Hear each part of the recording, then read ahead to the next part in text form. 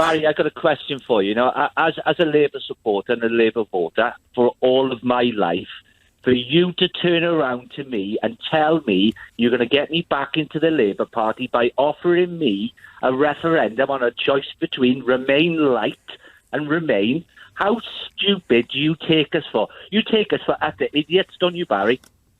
Well, borrowed out to you too. But look, what we're looking at is... You're going against the vote that we voted for Barry. No. Come out and say it. You remember what was on that ballot paper? It was whether we leave should... or remain. Exactly. Quite simple, Barry. And what it didn't say is how we would leave. And what we've been struggling over the past 3 years, and what the Conservatives have been unable even to agree amongst themselves, so much so that they've thrown 21 of their own people out of the party, right? Is how we should leave. So. How we should leave. Now, some people want to leave in the most right-wing way possible. It's not right-wing. Well, it's just leaving. You're telling me I'm right-wing, Barry? Are you telling me I'm right-wing? No. I voted Labour all my life.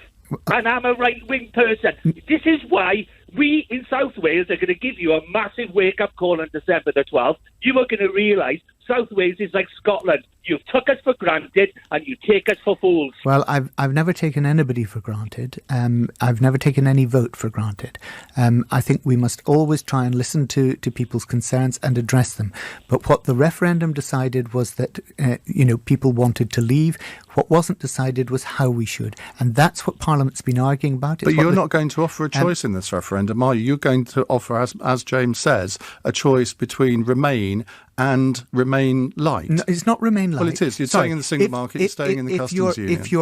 If you don't have any representation in the European Union, if you're no longer bound by the 2 treaties of the European Union, that means you're not a member of the European Union. And that's what we voted on. And if you remember back to the referendum... Should you not offer a proper Brexit on the referendum as well? I may just make this point.